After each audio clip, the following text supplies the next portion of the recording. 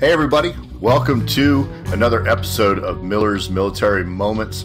And today we're going to jump into part 3 with Grant Belvin. So if you've been following along with his first 2 episodes, we've had him on telling his story from his time in the early 2000s as a Marine Scout sniper, and been in some of the similar places as myself. And at the same times, but doing different things, and also some different places doing some different things. So it's been, really interesting to hear his story. So we're bringing him back today, and he's going to continue his story.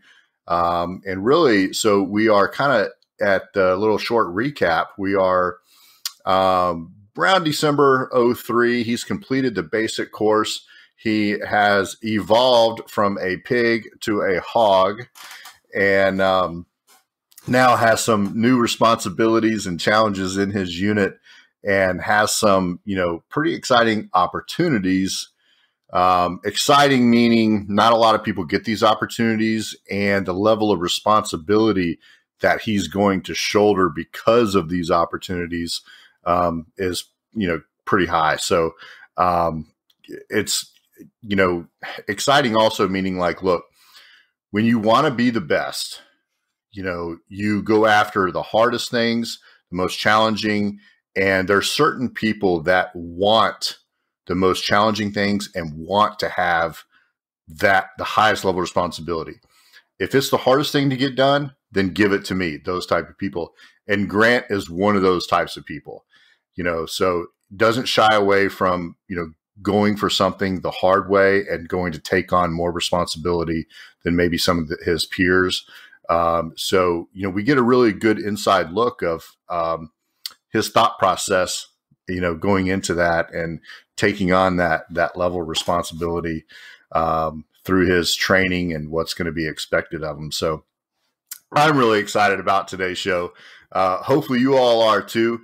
And if you need a place to find me, not sure where you're watching or listening to this from, but go to millersmilitarymoments.com, and you can find all the links to the podcast, the YouTube channel, and everything else that's going on content-wise, with the show notes and pictures and links to many of our guests' websites, and some of the featured businesses that we've been featuring lately on our show. So you can check all that out at the website, Miller's Military Moments. So, all right, enough of that. Let's get into, I know y'all are excited. I'm excited. So Grant, welcome back. Thanks for coming back on the show. And how are you doing? Doing great, Jason. I appreciate you having me back on, and I hope we are not boring the listeners out there.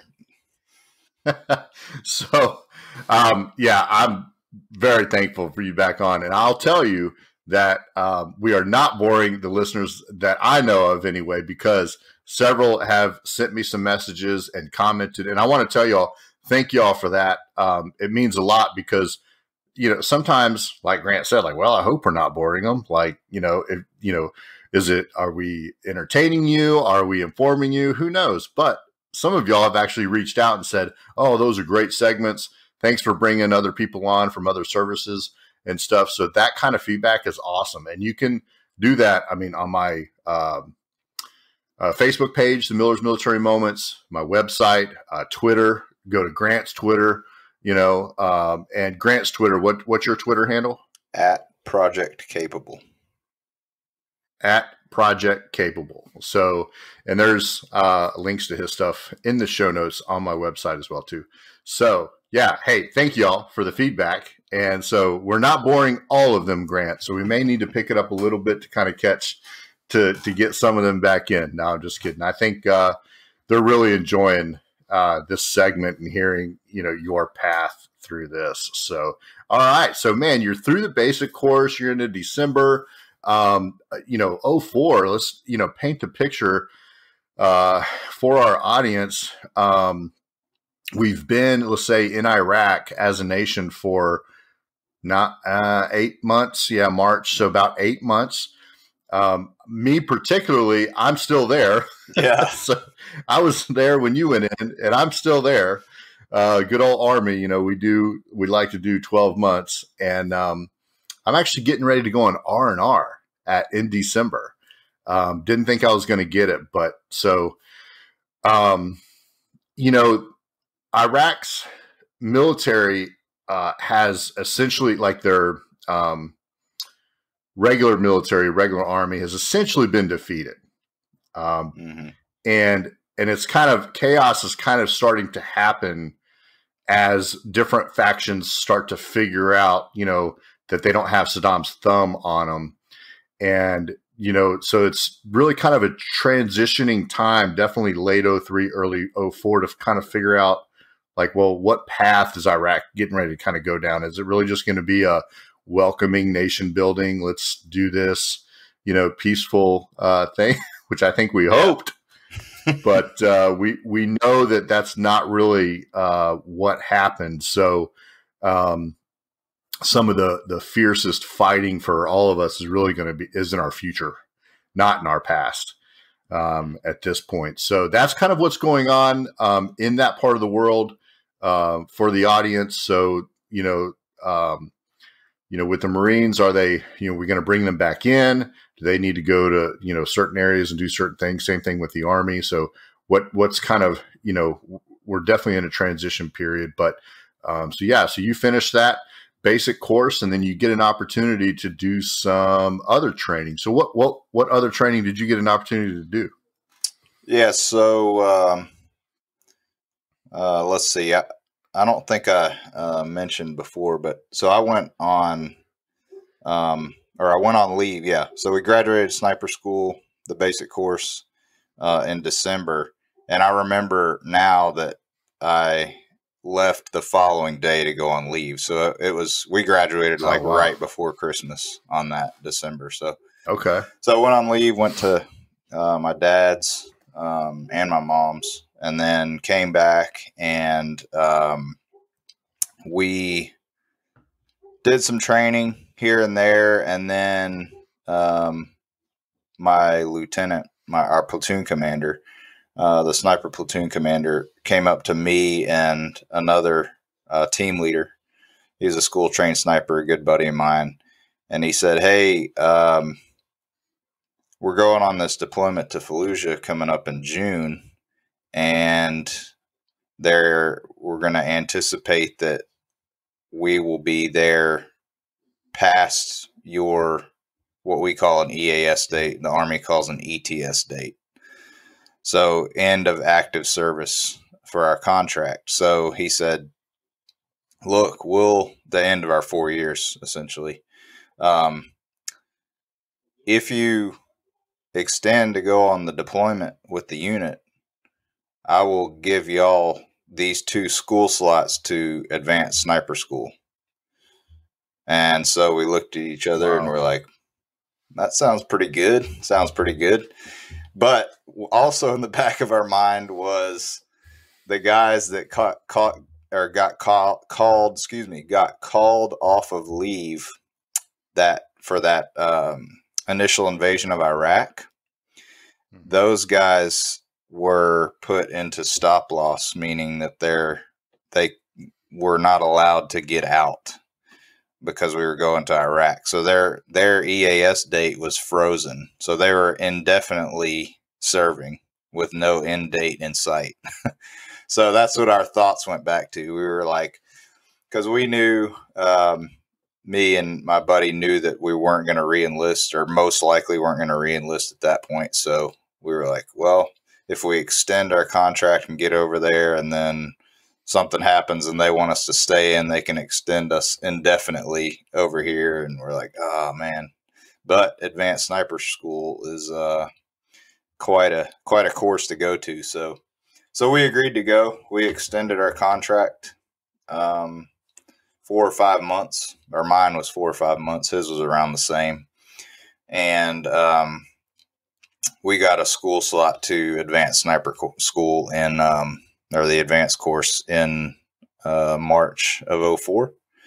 That one's about a 6-week course, and it's a gentleman's course. Like I said before, you're there to learn and have fun pretty much. You experiment with a lot of different techniques and things that you may encounter out on a deployment and to see if these different things will work or not. That way, you know ahead of time before trying them out downrange. But I remember prior to that, we got to go to this training, and this was part of that extensive ammo allotment that we got. We went to our urban training area in Camp Pendleton. The Mount Town is what we call it. It's a really, for then it was very sophisticated. Now I don't know if they've updated it or what, but it would still be pretty sophisticated for a training ground. You know, it has subterranean features and everything you can imagine. So what was interesting was we were making different sniper positions in these buildings and going through scenarios in these buildings, but and we got the live ammo because it's also incorporated with a live fire range. And what was interesting about that live fire range is there was this big like prairie dog or groundhog town that was on the range where we were firing live ammo. So as you can imagine, we had a platoon full of snipers, and all these groundhogs were popping up like it does out of that little arcade machine game.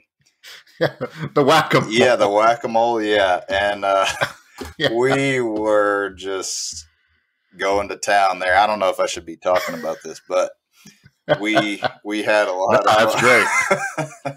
I don't know if someone would get in trouble, but we had a lot of fun because we had actual moving targets and targets that would just pop up out of nowhere, and we would have to get on target quickly before they went back down.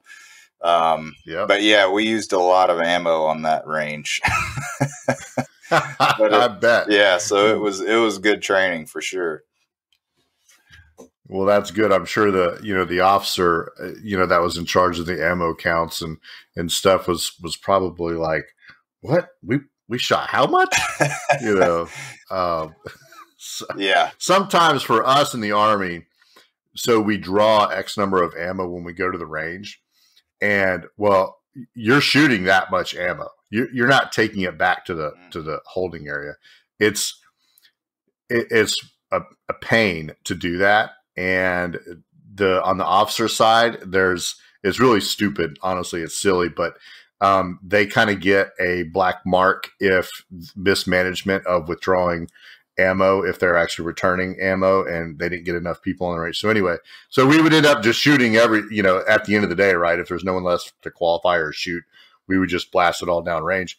But never did we have the opportunity to shoot some prairie dogs or whatever. We get the safety brief of do not shoot the wildlife, do not anything like that. So that's kind of a cool, definitely a cool story. I mean, so look, I know something that and I've mentioned it maybe a couple of times in other episodes, but to my listeners, going to the range in the military is not always fun. And it's because you think, oh man, cool, I'm going to get to go, shoot my machine gun or whatever it is. First of all, we don't, our personal weapons, not personal, but our individual weapons are not machine guns. We really shoot semi-automatic for 99% of the stuff. But, sometimes, yes, we shoot our crew-served weapons, and those days can be fun, shooting the 240s and 50 cals and whatever. But, and at least in the Army, and I think the Marines probably similar, but you have to get up ridiculously early, and then you have to get, in the trucks and drive far, and then you've got to wait forever to shoot. And it's just it takes 8 hours for your 30 minutes of execution. And so it's not, so you're just like, please get me out of here. Like this is so definitely glad to hear that there was a fun, event at the range. It was kind of cool and definitely really came at pretty good practice for you guys. I mean, that's for snipers trying to pick up targets that are moving, target recognition, preparing. So, you're going to Fallujah at this point. Yes. which is an urban environment. And, definitely for, our listeners to understand, I mean, it is extremely difficult to explain and express the challenges of fighting and maneuvering in an urban environment. And we're talking, especially in a place in that part of the world, their urban is nothing like ours, meaning it's not very, what's the right word, gridded, the same. Like you don't have, streets that are going the same direction, same distance apart, how we have city blocks that are just pretty consistent. I mean, it's like roads going everywhere and houses everywhere in this area. And I just can't even imagine, and we'll get into this later, I know, but the target recognition and, execution of the shots. And, as I know, American service members, one of the things we always definitely pride ourselves on is, not, killing or endangering civilians if at all possible. And so we want to make sure we identify our target properly. So in a really not really joking way, but like that was a pretty good exercise then of, shoot some prairie dogs, but being able to, because you're getting ready to be target saturated, but with women, children, men, it's going to be so difficult, but we'll definitely get into that. So I do want to back up here and talk a little bit about your decision to extend. And I want the audience to really understand how big of a deal this is. And, for Grant and his friend. So y'all kind of were in between a rock and a hard place, because if you didn't extend, they could have stop lossed you anyway. Mm-hmm. And then you didn't get that school. Is that right? Yes, that was a possibility.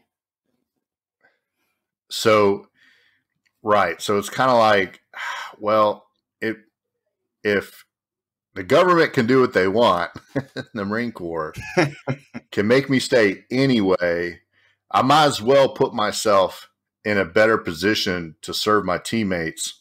And so this is a little bit of what, and Grant is a humble person. And so it's up to me to tell y'all, I think really where he's coming from, this stuff. I'm going to brag on him. He knows that he can do this and should take this on so that he can be in the right place, in the right position with the right skills to, give his team the best chance at mission accomplishment and survival. And so by saying, hey, I'll extend and I'm going to go to this school and I'm going to take on this responsibility is really, really commendable. And, I definitely appreciate it. And I know your teammates definitely appreciated it. But I just wanted the audience to really understand the importance and the gravity of that decision. It's huge, So I had a friend that got stop lossed in the Army during that initial invasion. It was just one in our unit, but he was supposed to get out, and then the Army said nope. And I think October of 2003 they lifted the stop loss, so he got to go home and process out. Now this is kind of this story here. This poor guy, and he broke both of his hips in Iraq. Didn't know it until he got home. He actually broke it early on. We were doing a live fire range with our Mark 19 on the top of the truck. And anyway, afterwards he was pulling it off. And if you've ever had to pull like any of those heavy weapons off of their ring mounts on the trucks, it's like any military equipment. It doesn't go on and off like it's supposed to. And so you're, finagling it, pulling it, and he's got his feet up on the ring and he ends up pulling it and it slides and it hits him in the hips. And anyway, he was like, oh man, that hurt, but I'm good. Like months go by, he's complaining in Iraq a little bit, gets some Motrin. They give him some extra water, he's good to go. Long story short, he was 24 years old and had 2 hip replacements. Wow. All because he got stop lossed. Yeah. you know. And unfortunately, his story gets even more tragic, and he ended up taking his life years later, just to a whole lot of demons that he just couldn't he couldn't handle anymore. So, but God love him. God rest his his soul, and he was he did his part, and um, so yeah, I think a lot of people don't understand that during that time there was, in this all volunteer army, there was many people being told, you have to stay in, you can't get out. That, may or may not wanted to continue to stay in. So, it's definitely an interesting thing. And I think this is part of my project in this, is to really try to connect this story, these types of stories right here, to the American people, so that they know that, like, this is what's going on. It's not just a really an all volunteer force where, yes, I volunteered to come in, but they own me for who knows how long. Yeah. Mm-hmm. So, oh yeah. Anyway, that, I just wanted the audience to know that was just a really big decision, and that it was happening quite a bit, because we just didn't have, look, we're trying to fight 2 land wars right now. Yeah. I mean, this time period. So, I mean, we're trying to fight in Iraq and in Afghanistan, and, it takes different types of forces, but some of the same. I mean, we were not ready for that. Personnel wise, equipment wise, mm-hmm. we were not ready for 2 land wars. So no, it definitely took, stop loss. So that incredible decision making, but by you, and just more of the selflessness, selfless service, just doing more for others and stuff like that. So thank you. Appreciate that. And I know your teammates definitely appreciate it. So, all right. So let's get back to, that advanced course, and, having a good time, shooting some prairie dogs, out there. Although it's a gentleman's course, was there, heightened, not tension, because it's not that there's tension, but heightened, like, a sense of awareness of, I need to be really good at what I'm doing. Like, I need to really learn this, because what we're about to do is really dangerous. Yeah, absolutely. So just to give some context to the advanced course, it's in Quantico, Virginia. It's about 6 weeks long, if I didn't mention that already. And it's right next to the FBI Academy. Quantico is kind of split. It's a Marine Corps base, but it's split. And the FBI Academy is on a portion of the Marine Corps base. So me and my buddy, we're stationed in Camp Pendleton. And as young Marines, this is, something really cool to do.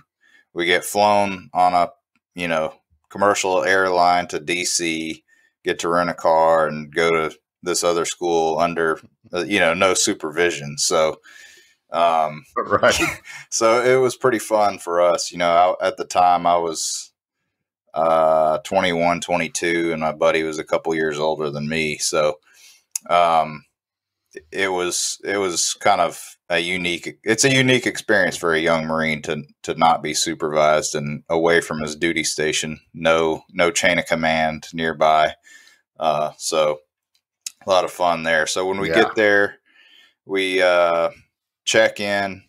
Quantico is, obviously a lot different than Camp Pendleton, topography wise, terrain wise, and that sort of thing. But so we had a class of about, say 20 guys, I guess.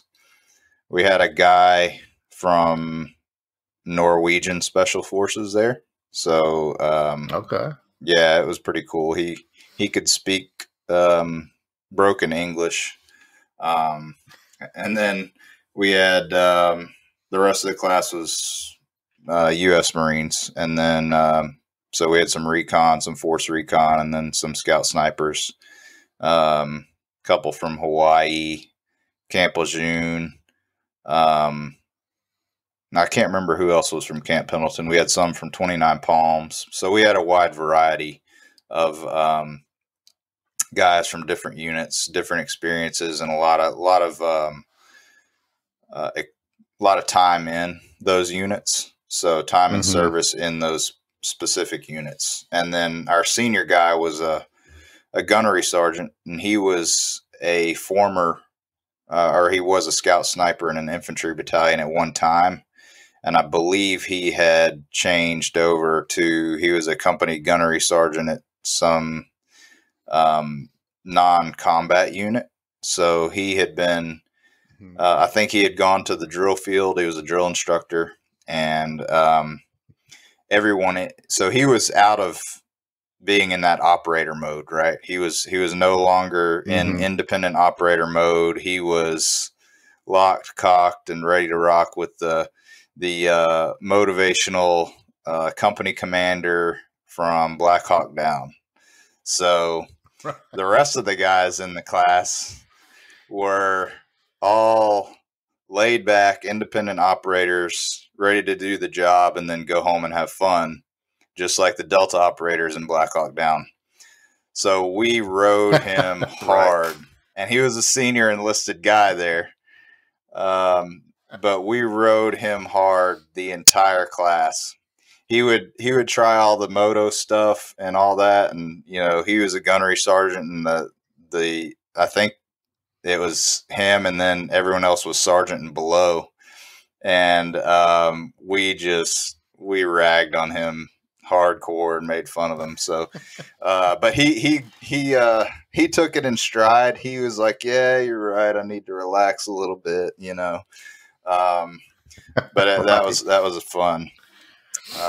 So we the advanced course is excuse me. The advanced course is comprised again mostly of shooting, stalking, and field craft. And so there's a range right next to the schoolhouse. We'd have to drive a good distance for stalks, and then it had a classroom, of course.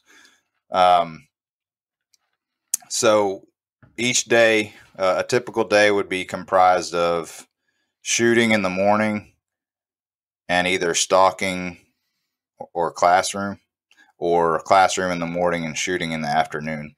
So we would pack our lunch in the morning. We lived in these one big squad bay that was right by the schoolhouse. There was a weight room and a chow hall next to it, and then some other buildings, but that was it. And then there was a FBI academy down the road. So we would shoot. We wouldn't shoot out too far. Usually it would only be about, I can't remember how long that range is, probably 600 or 700 yards, because we qualify out to 1,000 yards. So that one wasn't too far, that range particularly. And then stalking, I remember our first stalk. I'll cover stalking in a minute, but this stalk, since we were in Quantico, Virginia, and it was March, it started snowing. And so there was like 2 inches of snow. So everything's white. And then there's us in ghillie suits, and we're these dark spots moving around. So it's like, well, this really doesn't work because we're not camouflaged. So that was an interesting stalk to start with. But so stalking is a very it's a skill, but it's also an art. So I think I kind of had a predisposition to be good at it. I don't know why. I just was. So stalking is so at the basic course, it's like a 2-dimensional stalk. And the advanced course, it's a 3-dimensional stalk. So what you're trying to do is essentially be able to move to a target location without being detected by the enemy. That's the purpose of stalking. So that's the training. So in the basic course, you have 2 instructors sitting in the back of a Humvee with binoculars looking out at a particular we called it a lane because it had defined perimeters, a left and a right perimeter. Mm-hmm. And so they would be looking in between those two perimeters, watching for little pigs coming to them. And so we would have to move toward these trained observers that are looking at us through binoculars without them seeing us. And we had, wow. Yeah, it's a lot of fun, but it's very difficult. So we're wearing our ghillie suits, and we make those ghillie suits, and we, camouflage them as best we can with the vegetation that's around us. But we're given 2 blank 308 cartridges. And so when we get to a location, we have to move within a certain distance of the observers. So we'll move within that certain distance, and we'll fire a blank round. And there's other instructors out where we are walking around. And so the instructors that are walking around, once one of us would shoot, they would walk over to us within 10 feet and radio back to the instructors in the Humvee looking at us with binoculars, or looking that way with binoculars. And they would say within 10, meaning they were within 10 feet of us, our position. So the instructor would be looking with the binoculars intently at that specific spot within 10 feet. And if he didn't see us, they would say, we can't see him or whatever. And then they would hold up a card, and the card would either have a picture or a number or something on it. And we'd have to identify what was on the picture through our scope and tell that instructor that was standing next to us what it was. And they would radio back to the ones in the Humvee to verify that we knew what they were holding up. Right. And so, yeah, if we got that right, then we were given permission to shoot that second blank round.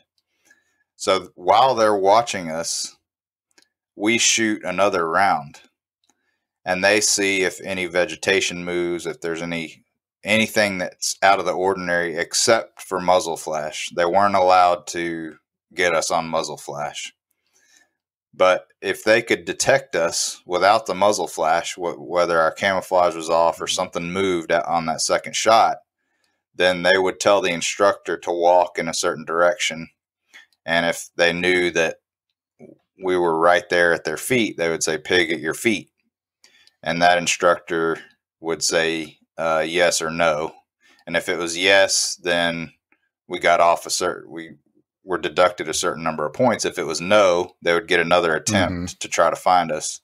And if they couldn't find us, they would just say they couldn't see us. And then we would get a perfect score, 100 on that stalk. And then we wouldn't get thrashed. So if you didn't get 100, you got thrashed. And you do 10 stalks throughout the basic course. So that's a 2-dimensional stalk. So they're only looking one way at you, and you don't have to account for anything else around you, just that one direction. So in the advanced course, you have a 3-dimensional stalk. So what they do in the advanced course is they divide the class up and say, all right, these 3 teams, so you're paired up just like in the basic course with another guy. I had a guy from 2nd Recon out of Camp Lejeune I was paired up with. So you say 3 teams are going to be observer teams. The one half of the class is going to be defense, and the other half of the class is going to be offense. And they set up, the defensive guys go out, they set up first, and then the offensive guys go out once the defensive side is set. So not only are you having to work against that observer or those 3 different teams that are observing, and you don't know what direction they're observing from, there's also enemy sniper teams out there in different positions. So you have to account for 360 degrees or potentially more, depending on the terrain, of teams observing you, and then the defensive teams actively shooting at you. Of course, that we were using blank ammo. The instructors were out there as the the ones walking around. But that was probably the most fun training that I got to do in the Marine Corps. Was we called them sniper on sniper stalks, were those 3-dimensional stalks, and it got really fun because the classroom was divided in half, and one half of the class, like physically divided in half in the classroom. Right. One half of the class would compete against the other half of the class for the whole course. So cool. We had bragging rights on who won whichever stalk and all this, and there was a lot of shenanigans that took place. There was actually one of the stalks. We were in this area and training area, and there was another unit that was driving on this road that was kind of paralleled the training area. And so me and my half of the classroom were the offensive snipers at that time. And the defensive snipers went out ahead of time. And so this other unit was like a motor T or some non-combat unit that was driving down this road going from, I think they were leaving the training area or something. So the defensive side of the classroom stopped that vehicle. It was a 7-ton. They said, hey, they told the driver, hey, look, let us ride with y'all up to this certain spot. So they all got in this 7-ton, rode up the training area, and all got out and got all the vegetation, got all the camouflage up, said, hey, we're in position. Right. They knew where we were going to start from. So we go, the offensive team, and they're already behind us because they snuck up behind us in the 7-ton without us knowing. So as soon as we start going, we start taking fire from the rear, and they, take out our whole, side of the classroom is done with in a matter of like less than an hour. And we're like, no way, there's no possible way. And we were so pissed. And then they finally said what happened, and it was hilarious. That was stuff like that. That's, you can't do that stuff in a non-gentleman's course. So, right. But that type of stuff was a lot of fun. We had, as far as shooting and experimenting with shooting, we would take different types of vegetation and tie them to the barrel, or one guy would be like pressing down hard on the barrel while the other guy shot, just to see, because these were free floating barrels that we had, and just to see how much of an impact that would have on shot placement. We would do a whole lot of weird stuff with shooting positions and how the barrel is affected if it's being, I guess, manipulated by something else. Let's see, what else did we do as far as shooting? We shot through stuff, glass, ballistic gelatin, brush. We'd put brush and stuff in front of targets to see how the round would deflect off the targets.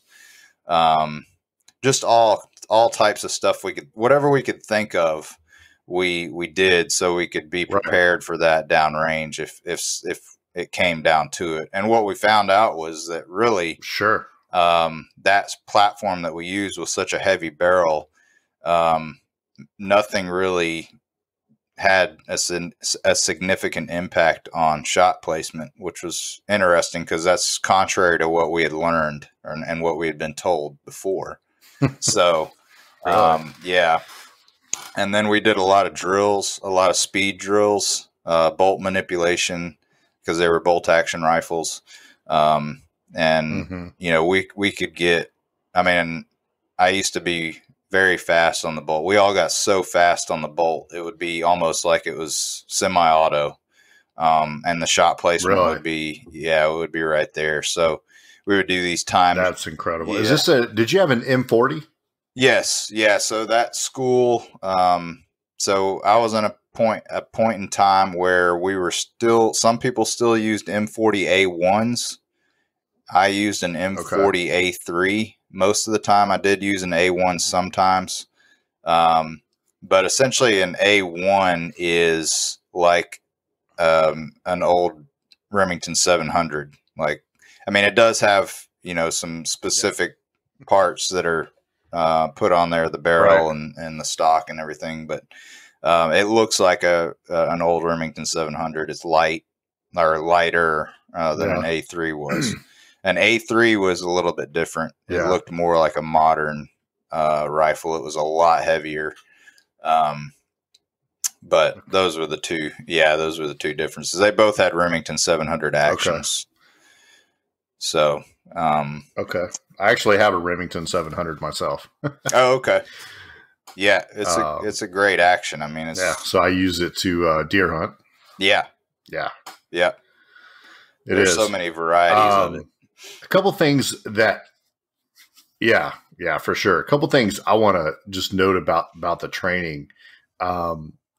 So the first thing I really sense and can pick out is that the training is hard, it's realistic, and it's to make you better. There does not seem to be any corners being cut.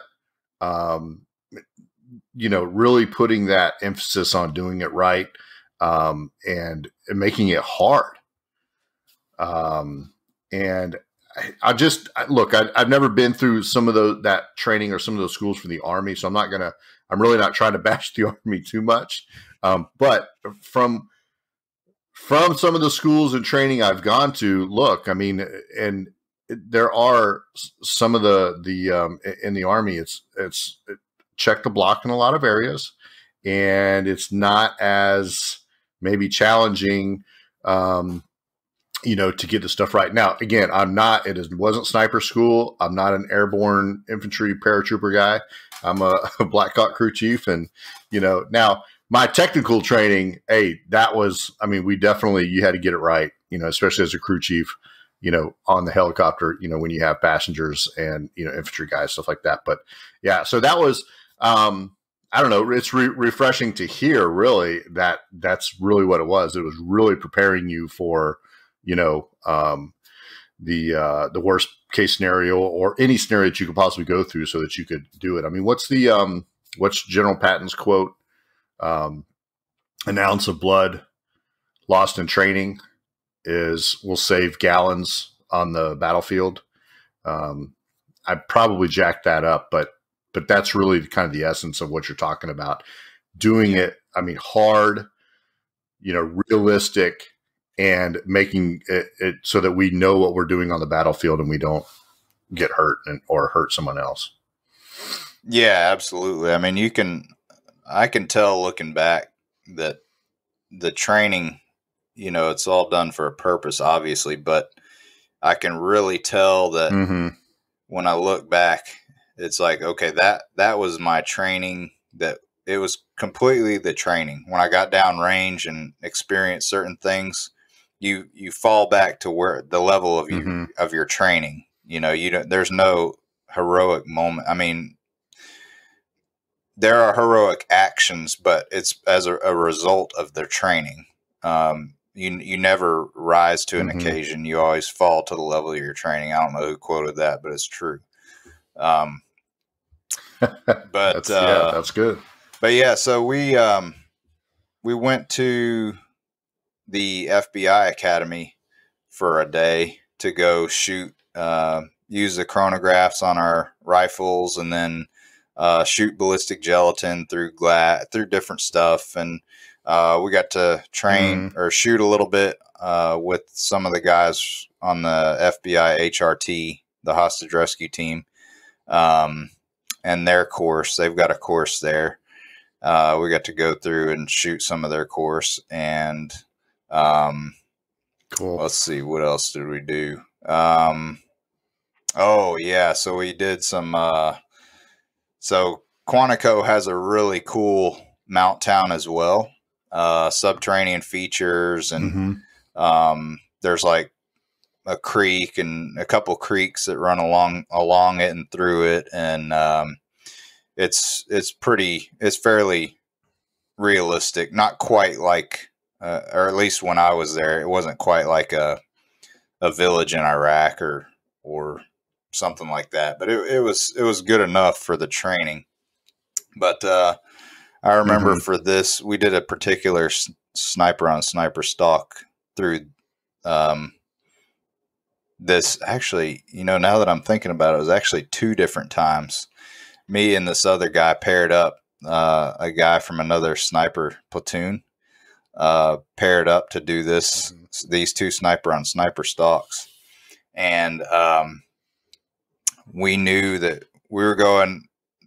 So there's 2 different mountain, there might be more, but there's 2 different locations where we did these urban stalks. And so the defensive side of the classroom went and set up in the buildings in this area.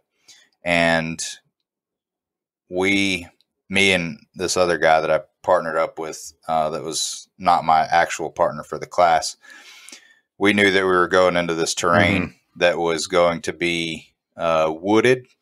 It had just rained, so everything was dark. It was pine trees and that more eastern U.S. terrain. And our ghillie suits were mostly tan. So everyone else in the class had put their ghillie suits on, and we were like, we're just wearing our Gore-Tex because it's woodland cami Gore-Tex. So y'all can stick out like you're in the desert, and we'll be camouflaged with the terrain. And so everyone else wore their ghillie suits. The instructors were like, well, y'all need to be wearing your ghillie suits. We're like, no. This is not the type of terrain we want to use our ghillie suits in. So me and this other guy, we went around this little village. It was, I don't know how many buildings were there, probably like 10 buildings. But so we go around and we're coming through. We kind of do a horseshoe. So we go way up around and way back down so we can avoid detection. And as soon as we break into the tree line that's surrounding the village, we see a team, but they're not looking at us. So we take this team out. So we took them out. And then we knew that this another defensive team was going to be on the way to see who that was and try to get us. So we set up, and we could actually hear them walking towards us. So we took them out, and one of those guys was my buddy from my platoon. So that was awesome. And then, so we go up into this town. That's good. Yeah. And so we start making our way into the little village, and there's the 2-story buildings. And we see this open window, and it's one of the observer teams, but they don't see us because we're coming in from a different direction because we did that horseshoe. So we take them out. Right. And so the object of the stalks was you either take out all 3 observers or you take out 3 teams from the defense, and vice versa. If you were defense and you took out 3 offensive teams, then it was over. So we did all that in the span of like an hour. And these stalks the time allotment is like 4 hours. And so we radioed back to the instructors. We're like, hey, we're done. We took out 3 teams, and they knew one of the instructors was out there, and he knew that. So they were like, well, I guess we'll go back to the classroom. And so we get back. We're done here. Yeah. Yeah. So we get back and we're like, yeah, the only team that didn't wear ghillie suits just took out the whole, rest of the class, and it was awesome because we were just wearing Gore-Tex, woodland cami Gore-Tex, and we take out the rest of the class. So, but that, that had to do with how well we were trained in stalking as well. Because if we weren't able to stalk ahead of time, we wouldn't have been able to do that. But but I think that. Well, I was gonna. That's an awesome. Go ahead. The second part of that story. So the next stalk, we go to the next urban area, and me and the same guy were like, "Hey, let's try to do this again," because we were offensive again, and the other side of the class was defense, and they were setting up in the village, and it was a different village this time, so it was a lot bigger. Mm-hmm. There were a lot more buildings. There were subterranean features and the creeks and all that stuff that I talked about. So we do the horseshoe movement again. We go way out and come way back in, and I see this drainage pipe, and it's draining water. Like it's a culvert. It's pretty good size. I'm like, is that part of the village, like a subterranean feature, or is that an actual drainage pipe? So we're like, hey, let's go up this drainage pipe and see where it goes, because if it turns out to work in our favor, then we can really do some damage here. So we go down this culvert, and it's big enough for us to kind of bend over and, squat walk down through the culvert. And okay. Yeah, so we get, and it's long, it's real long. So we go down it for a while, and eventually we come out into the basement of one of these buildings that's in the it's part of the mount town, the village. Mm-hmm. And so we're like, all right, yeah, now we're in. So we don't have to actually come in from the outside. We're already in because we're in a building. So we go up the stairs, and I think this building was 3 stories, and there's an observer in the 3rd story of the building. So we take out that observer, and then wow. So we go back down. As soon as we take him out, we know that another team's coming for us. So we go downstairs and get back into that culvert, but facing into the building. So we take up a little position in the culvert. And so, yep, here comes a team down the stairs. And as soon as they get down the stairs, boom, we take them out. And so we get out and come up and make sure there's no more teams inside that building that we're in. And we're like, man, should we sit here or should we go out and look for more teams? And we're like, well, we've taken out 2, so we might as well just go look for another team. So we get out and walk out into the village and start patrolling the village, trying to find these other defensive teams.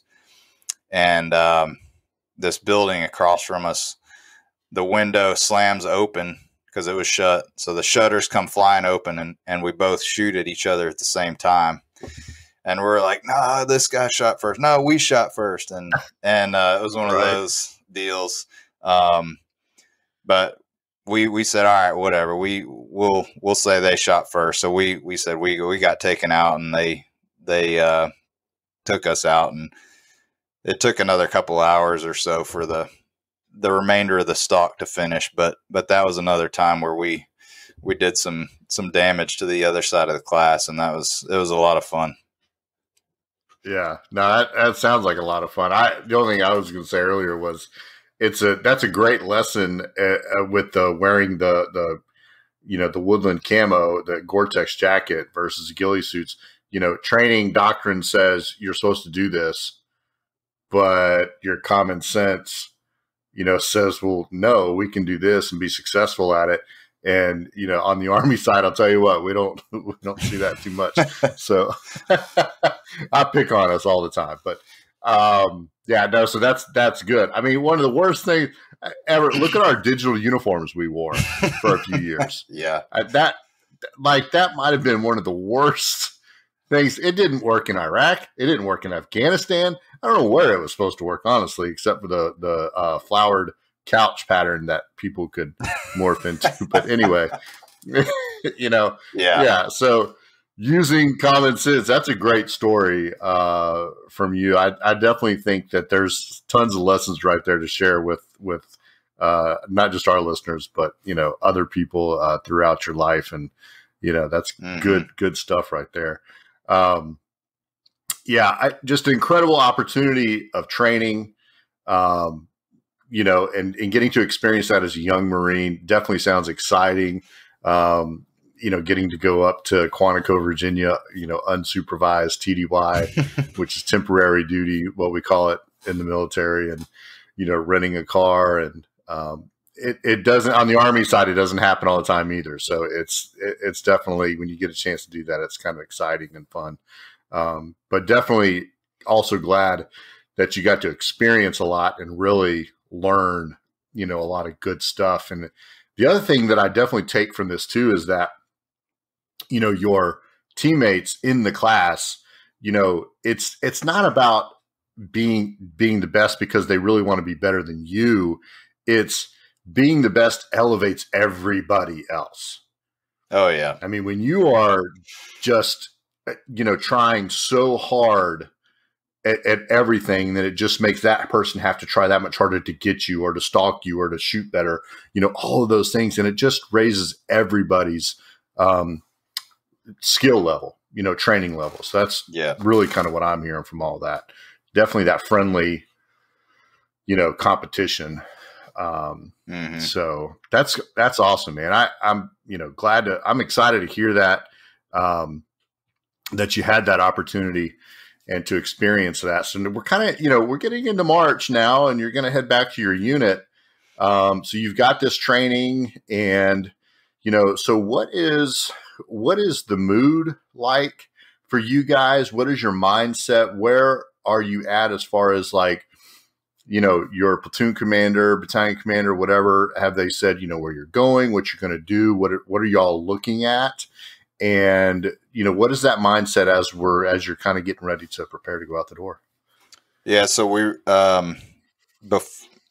during the advanced course, we really got a peek into what was transpiring and what was going on, because, okay. The, Marines over there, actually it was, probably a third or a fourth of my basic course class deployed immediately upon graduation. So those guys were there. And if the listeners I know you can remember, but, that April of 2004 Fallujah push, was about to happen. So when we would go to the chow hall, and eat for dinner, at the advanced course, the news would be on, and we would be watching the clips from those Marines that are outside of Fallujah getting into firefights. And so we were like, okay, this is next level stuff, because this was about to get pretty big time over there, at least for us. Because we knew we were going in June, and we were, the whole class, we were there chomping at the bit, ready to get over there and help those guys out. Cause, they were over there getting some, and we were back here in the States. So, right. Yeah. So that really set the mood for us there at the school. So we, graduated the school, in April time for, I can't remember the date, but, sure. So we went back to the unit, and again, our battalion commander, he got us some more great people, got some more spots in the platoon. He got the, chief instructor from the basic course there in Camp Pendleton. He got him to come to our unit so he could deploy with us. So he was our chief scout. And, we had that staff NCOIC from sniper school. He was our platoon sergeant. So we were rocking and rolling with, and then we had several other guys go to the basic course to, get to become school trained snipers. So we had 6 teams of 4, a platoon sergeant and a platoon commander. And we probably had the most school trained snipers in our platoon of any platoon in the whole Marine Corps. At that point in time, which is, it's pretty substantial, because some platoons only had 1 or 2 school trained snipers, and they didn't have, usually a platoon only has 4 4-man teams. Our battalion commander gave us extra people, so we had 6 4-man teams. Again, because he knew the value of us and he knew what we were going into. So, a lot more training up until, the deployment, and, we deployed in, June of 2004 to Iraq. We flew over there, for this last one. We didn't have to get on a ship or anything like that. Okay. So, and I, really to try to paint this picture for the listeners, June in that part of the world, besides people trying to kill you, is environmentally, it is horrible over there. Okay.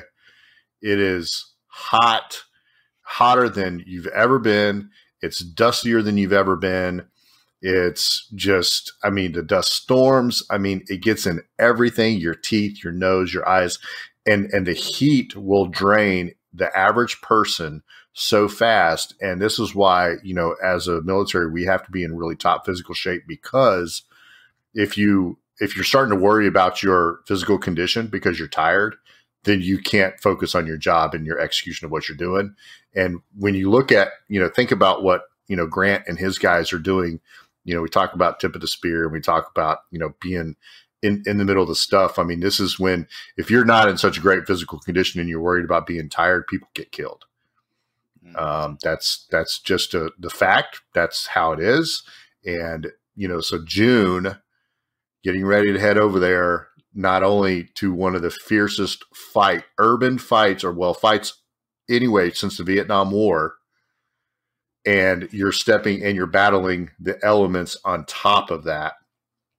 And it is really, again, this is such a great testament to the will of, you know, the American fighting person, and especially these young Marines that were in Fallujah. And I'm going to get sidetracked here for a second, but something that I have really talked about, I've studied a lot of history and our war fighting throughout our history, all the way back to Revolution, Civil War, World War I, II, Vietnam. Something that has always stood out to me is it's our will to win. Many times we've had, I mean, the Germans, World War II, had better technology than us. Their big, you know, Tiger tanks were much better. I mean, a lot of other things. And then when you look at Bastogne in that situation, I mean, we shouldn't have even survived that, but our will to win. And what I mean by win is not necessarily destroy the enemy so much as it is take care of our teammates, which means I do need to destroy the enemy because I care about the one to my left and right. So the will of the American fighting person is something that is historical, in my opinion. It allows us to overcome odds and obstacles that just normal people can't overcome. Just to be honest with you, they can't. And we will ourselves to victory a lot of times. And this is honestly, this is one of those times, and we haven't given this time period and this war really enough respect and enough research and stuff given. And maybe because we're still kind of in it, I don't know. Maybe the country is just not, you know, ready for it. But I mean, this is one of those times where, I mean, it's multiple books need to be written. I mean, multiple stories need to be told. And we are incredibly lucky, I mean, to have you, you know, here with us sharing this insight, because it is just the will of you guys and the rest of, you know, our American fighting people. It was just incredible. And so I just wanted to kind of get sidetracked on that because I am passionate about that. And I just want the people to really understand that it's not, we are so much more than that UAV or that fixed wing at 10,000 feet that can do some amazing technology things.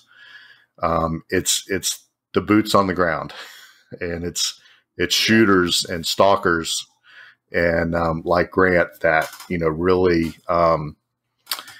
get the job done. So, all right. So you're getting ready to, or you're heading on over there. You're getting to fly this time. And as we kind of wrap up, you know, kind of help us in there. Yeah. So we flew over, stopped in Maine, of course, we didn't get off the plane or get out of the airport when we stopped, but so we stopped in Maine, Dublin, Ireland, Germany, and then Kuwait. And then from Kuwait, we flew up to our camp right outside Fallujah. So Just as an analogy, when you're saying it was hot up there, what I tell people is, if you want to feel like what it feels like to ride in the back of a Humvee in the middle of the summer in the Middle East, just take your hair dryer and point it at your face, and that's what it feels like. Yes. So, Yes. yeah.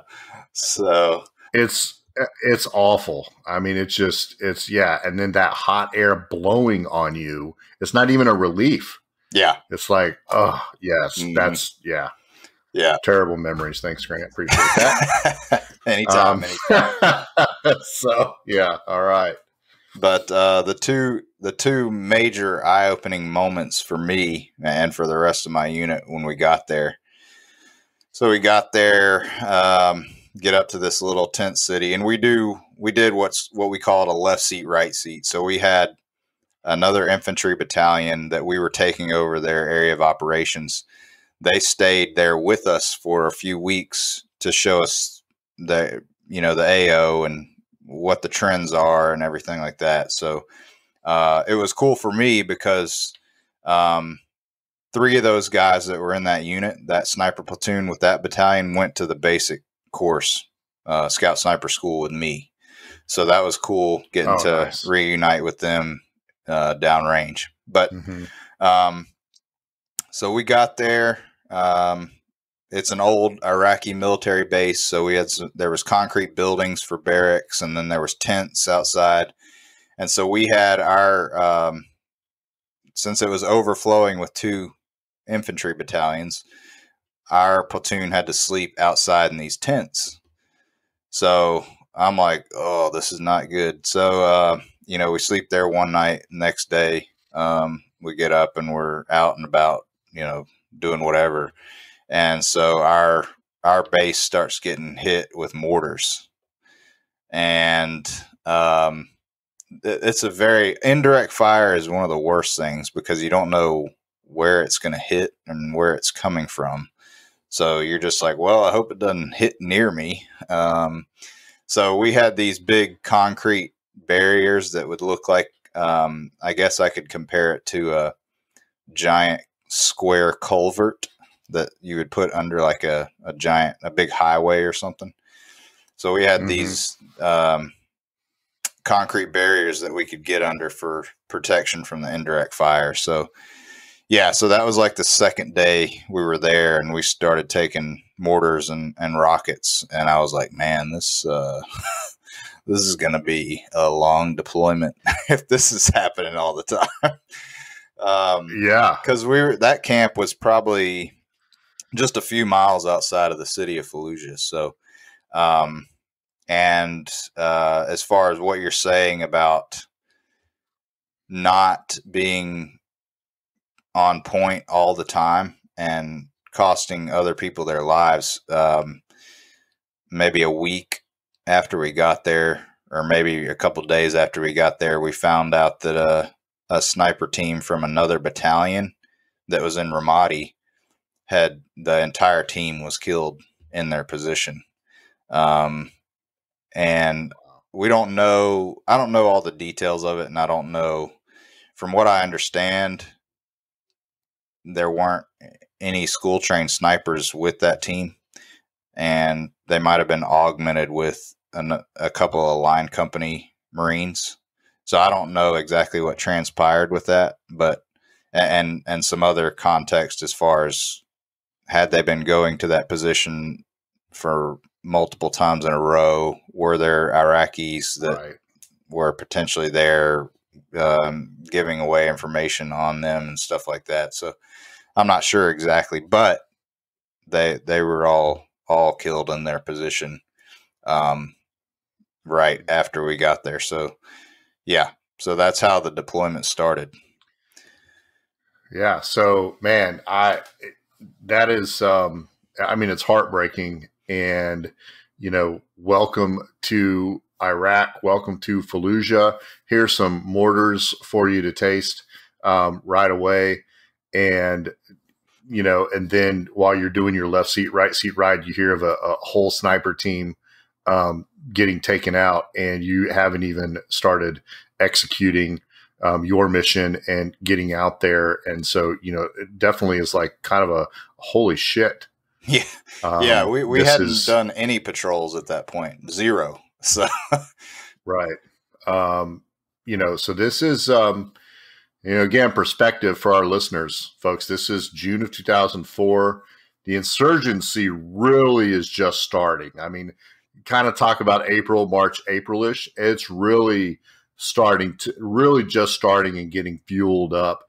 And, Grant's unit, and I know because I paid attention and whatever, read the news and the stories, but I mean, those guys are getting ready to, again, be in the fight of their life in this, Fallujah. And it definitely, if you guys weren't ready, you are ready now, after the mortars come in right away, sniper team gets taken out, like, oh shit. Okay. Let me get the chin strap tightened a little bit more. Let me verify my equipment one more time. So yeah, man. So I think that's a good place for us to stop today. I know the audience are probably excited, wanting to keep going. And, so we're going to leave you hanging, right there. But, oh man, such a great episode today. So many, details that you were able to share, with the listeners and, the experiences that you experienced. And I think just, the mindset and the things that y'all go through, is really, and really important to share, and let the American people know, what we deal with and what we think and what we experience, because they just don't. And there's so much of it. I think you mentioned it when we were, before we started recording, so much of what's out there is Hollywood. Yeah.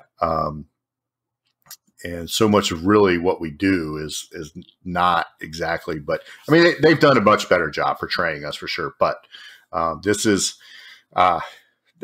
exceptional, people. I'm telling you, this is exceptional, having access to someone like Grant and having him share, these stories with us. And so this is just a great opportunity for America and the world to hear, what he has gone through and his teammates and stuff like that. So pretty incredible. I'm excited. I want to just keep going and stuff. So, yeah. Man, but hey, we'll wrap it up there. This is part 3. I think, we've talked about parts 4 and 5. It might be 5, might be 6. I don't know. We'll definitely get through his time in Fallujah coming up next. And then, which is really kind of get us through the rest of his contract. And then, we know he's already mentioned he wants to get out. So, which is okay. And then we'll kind of see, what has transpired since then and where his life has taken him, and which is also pretty exciting and another great thing that I really want the American people to hear about too. We all, so many veterans are just doing amazing things out there, and they have assimilated into the civilian population. And many of us, you don't even know that we've served, because it's just, we just do what we're supposed to do. And, we just go about our life and our business. And, but there's some people like Grant that are doing some incredible things for other people out there still, that it just, stay tuned and, hear the rest of his story. It's going to be great. So, thanks, Grant, again for coming on today. Appreciate it. Thank you. Appreciate being here again. Yeah, it's a lot of fun, and I'm having a great time. So anyway, thanks everybody for tuning in for this episode, and stay tuned for the next one coming out from him. I'll let you know when that one is coming out, and you can find me on millersmilitarymoments.com. You can find all the links and everything again out there to all my social medias and stuff, and you can follow me Twitter at @momentsmiller. And it's Jason Miller's out there on Twitter. So anyway, but yeah, hey, take care of each other out there. Be safe, treat each other with a little bit more respect and kindness and compassion, as we know we can, and, be the best person that you can be out there. And until next time, I'll see you next week. Peace.